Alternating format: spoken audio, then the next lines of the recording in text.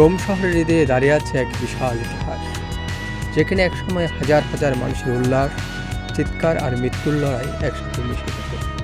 আপনারা যেটি দেখছেন এই সেই কলোসিয়াম, প্রাচীন রোমের বিখ্যাত স্থাপনা আর আজকের বিশ্বের অন্যতম বিস্ময়।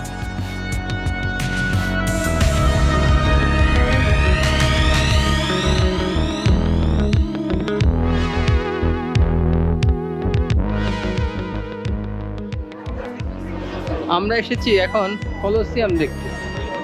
কলোসিয়াম দেখলে আপনারা জানেন যে গ্ল্যাডিয়েটরের কথা মনে পড়ে। আমার সাথে আমার ছোট ভাই রিমন আছে, সে গ্লোবাল টিভিতে কাজ করতো আমার সাথে। এই আর কি, চলুন তাহলে ইতিহাসের অংশ হিসেবে দেখে আসি।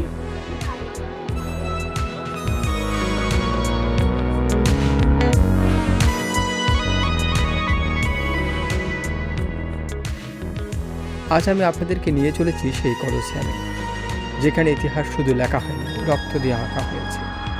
কলোসিয়ামের নির্মাণ শুরু হয় খ্রিস্টাব্দ 70 থেকে 72 সালের দিকে, সম্রাট ভ্যাসপাসিয়ানের সময়ে। এই জায়গাটি আগে ছিল সম্রাট নিরোর ব্যক্তিগত প্রাসাদের অংশ, যেখানে ছিল একটি কৃত্রিম লেক। কিন্তু নতুন সম্রাট সিদ্ধান্ত নিলেন এই জায়গা আর ব্যক্তিগত থাকবে না, এটি হবে জনগণের জন্য।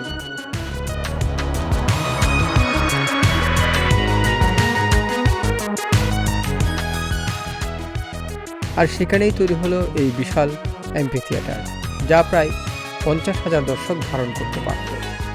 ভাবুন তো, আপনি বসে আছেন হাজার হাজার মানুষের ভিড়ে, আর সামনে শুরু হচ্ছে জীবন মৃত্যুর লড়াই।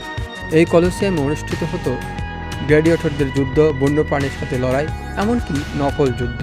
প্রায় 5 লাখ মানুষ এবং 10 লাখের বেশি প্রাণী এখানে মারা গিয়েছিল বলে ধারণা করা হয়।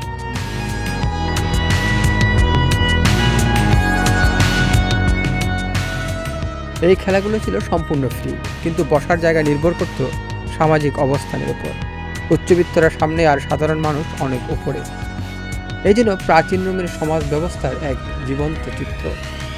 কলোসিয়াম শুধু একটা স্টেডিয়াম না, এটি ছিল প্রকৌশলের এক অসাধারণ নিদর্শন।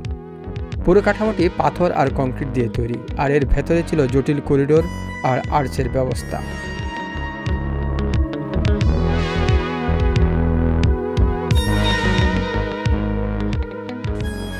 এর নিচে ছিল হাইপোজিয়াম, একটি গোপন টানেলের জাল, যেখানে প্রাণী আর যোদ্ধারা অপেক্ষা করত যুদ্ধের আগে। হঠাৎ করে মাটি ফেটে উঠে আসতো সিংহ বা গ্ল্যাডিয়েটর, ভাবতেই কেমন শিউরে ওঠার মতো। রোমান সাম্রাজ্যের পতনের পর কলোসিয়ামের জলুসও হারিয়ে যেতে থাকে। ভূমিকম্প, লুটপাট আর অবহেলায় এটির অনেক অংশ ধ্বংস হয়ে যায়। একসময় এটি ব্যবহার করা হয়েছে গির্জা হিসাবে, এরপর দুর্গ হিসাবে, এমনকি পাথরের খনি হিসাবেও এটি ব্যবহার হয়েছে। কিন্তু 19 শতাব্দী থেকে শুরু হয় এর সংরক্ষণ কাজ, আর আজ এটি বিশ্বের অন্যতম জনপ্রিয় পর্যটন কেন্দ্র।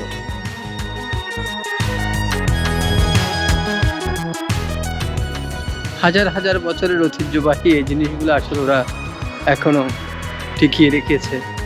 হয়তো এটা নিষ্ঠুর ইতিহাসের সাক্ষী, তারপরে শত শত পর্যটক এখানে আসে, হয়তো কেউ ইতিহাস সন্ধান করে কিংবা এমনিতেও জানতে চাই, অন্যরকম অনুভূতিও কাজ করে। কত শত শত রক্ত ঝরেছে এখানে। প্রতি বছর প্রায় 7 মিলিয়ন মানুষ এখানে আসে প্রাচীন রোমের সেই গল্পগুলো অনুভব করতে। আপনি যখন এখানে দাঁড়াবেন, হয়তো শুনতে পাবেন সেই অতীতের প্রতিধ্বনি, যেখানে মানুষ উল্লাস করত আর কেউ কেউ হারিয়ে যেত চিরতরে।